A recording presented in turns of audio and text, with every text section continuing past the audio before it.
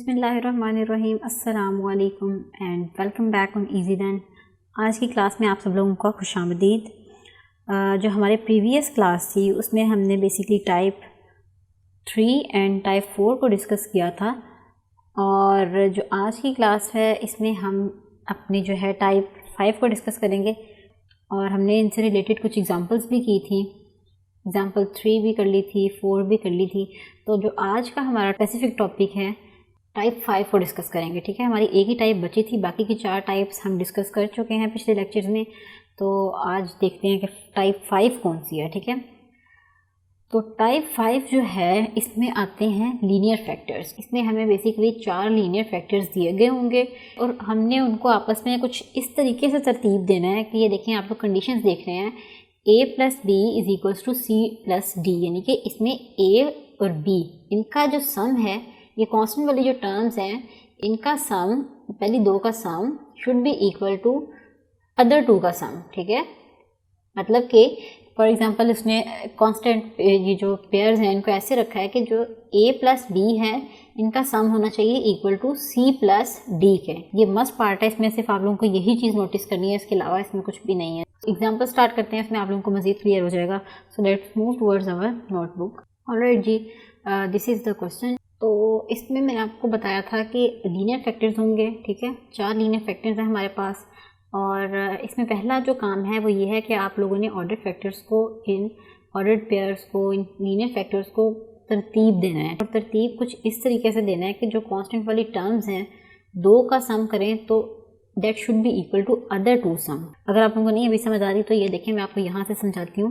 For example अब देखें, यहाँ पर अगर मैं लेती हूँ इस -1 को और इस 2 को, ठीक है, फॉर एग्जांपल -1 प्लस 2 को लेती हूँ, तो that should be equal to other two sum. ठीक है, अदर टू क्या है, 8 है और एक 5 है, तो अदर टू क्या है, 8 प्लस 5। तो हम अगर इसको सॉल्व करें तो इट इज़ वेरी क्लियर कि ये आपस में इक्वल नहीं है।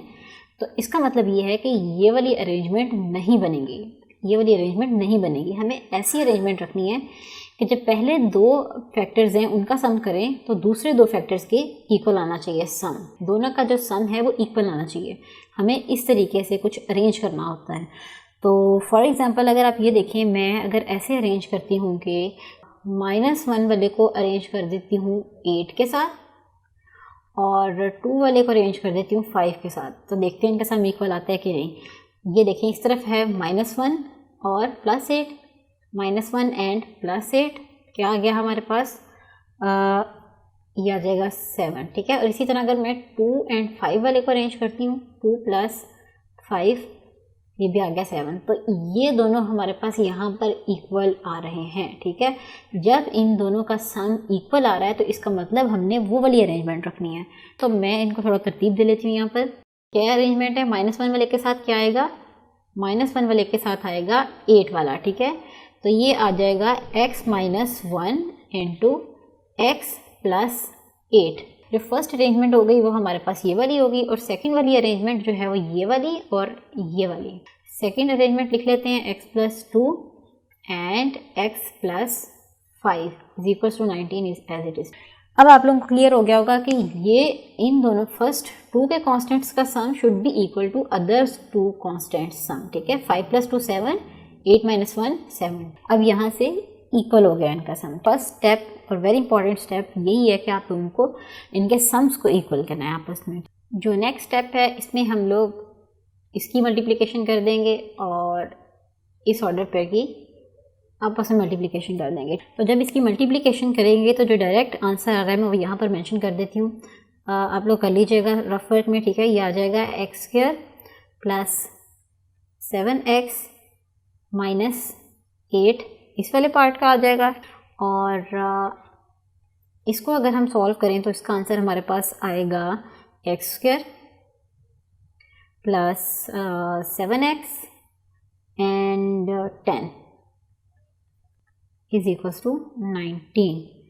तो हमने इन दोनों को सॉल्व कर लिया, तो ये हमारे पास आंसर आ गया। उसके बाद क्या करना है जी, हमें अगर आप थोड़ा गौर करें कि ये देखें, यहाँ पर x + 7 सेम आ रहा है और यहाँ पर भी x + 7 आ रहा है।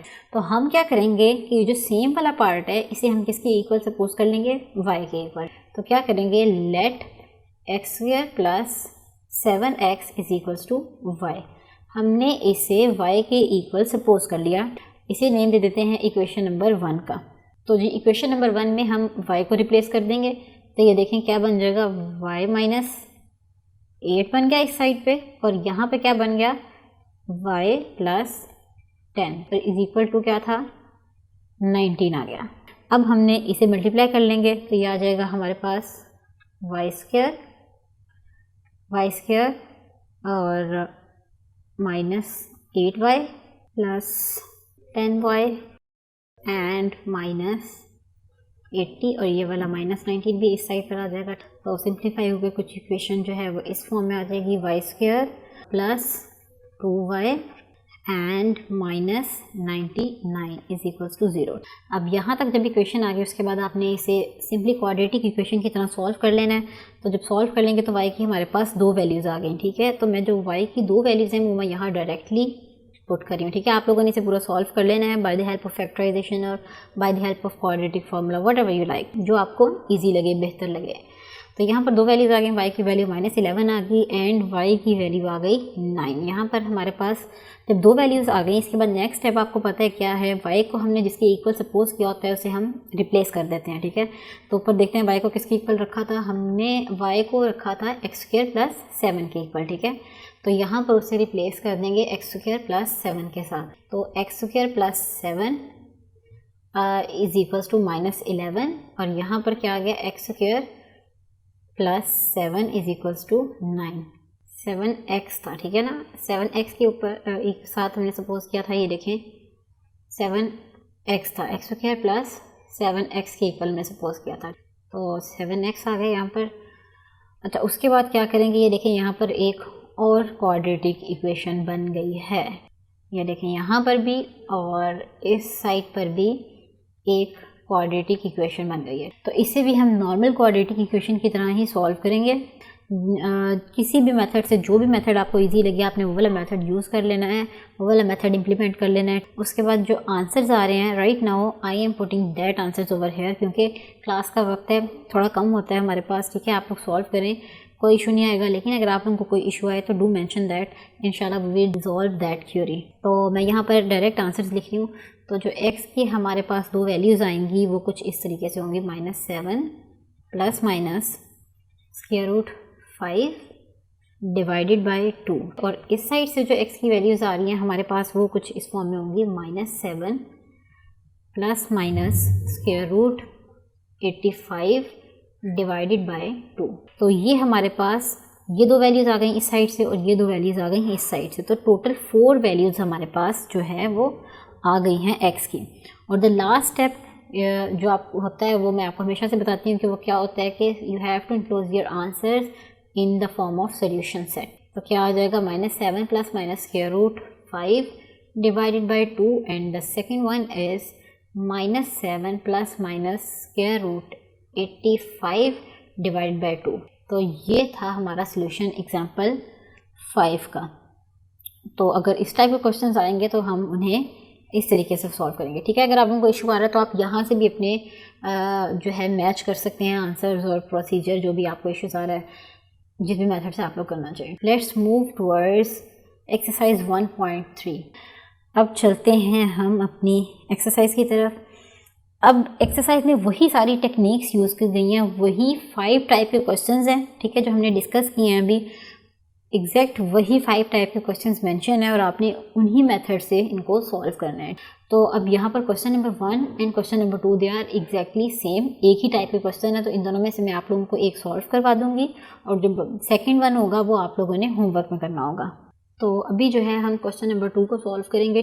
तो let's move towards our notebook. Right जी, क्वेश्चन इज हियर। तो हमें यहाँ पर क्या करना है, सबसे पहले इसे इक्वल टू के इस साइड पर ले आते हैं ये वाली टर्म्स को। तो क्या आ जाएगा, 2x की power 4 minus 9x square plus 4 is equals to 0। तो अब यहाँ पर ये क्योंकि टाइप 1 का क्वेश्चन है और अगर आपको याद हो, अगर आपने वो लेक्चर्स अच्छे से लिए हो तो आपको याद होगा कि हम उसमें 4 वाली टर्म्स आती हैं जिन्होंने हम कैसे रिड्यूस करते थे। तो हम यहाँ पर क्या करेंगे, लेट करेंगे किसके इक्वल, y को किसके इक्वल करेंगे, एक्स स्क्वायर के इक्वल लेट कर लेंगे यहाँ पर। तो यहाँ पर क्या आ जाएगा 2y² minus 9y plus 4 is equals to 0। तो यहाँ पर आपने पेयरिंग कर लेनी है, 9 4 36 होता है, तो ये 4 2 8। इसका मतलब जो आपके ऑर्डर्ड पेयर्स बनेंगे वो कुछ इस फॉर्म में होंगे, 2y² minus y minus 8y plus 4 is equals to 0। ये देखिए जो इनका प्रोडक्ट है 4 2 8, प्रोडक्ट इनका 8 होना चाहिए इन दोनों का, और जो इनका सम है या एडिशन सब्ट्रैक्शन है वो -9 इनका आना चाहिए। ये -9 -8 एंड -1 -9 आ रहा है, ठीक है। तो चलें इसे आगे सॉल्व कर लेते हैं। यहाँ पर हमारे पास जो है वो y कॉमन आ जाएगा, तो ये बच जाएगा 2y - 1, और यहाँ से हम लोग 4 कॉमन ले लेते हैं, -4 कॉमन आ गया, तो ये आ गया 2y - 1 is equals to 0। So here is y minus 4 and 2y minus 1 is equals to 0. The next step is y is equals to 4 and y is equals to 1 by 2. तो हमने अब क्या करना है, y की जगह जिसे सपोज किया था उसे रिप्लेस कर देना है x की वैल्यू के साथ। तो हमने किसके इक्वल सपोज किया था y को, ये देखें ये वाला पार्ट, इसके इक्वल सपोज किया था, ठीक है।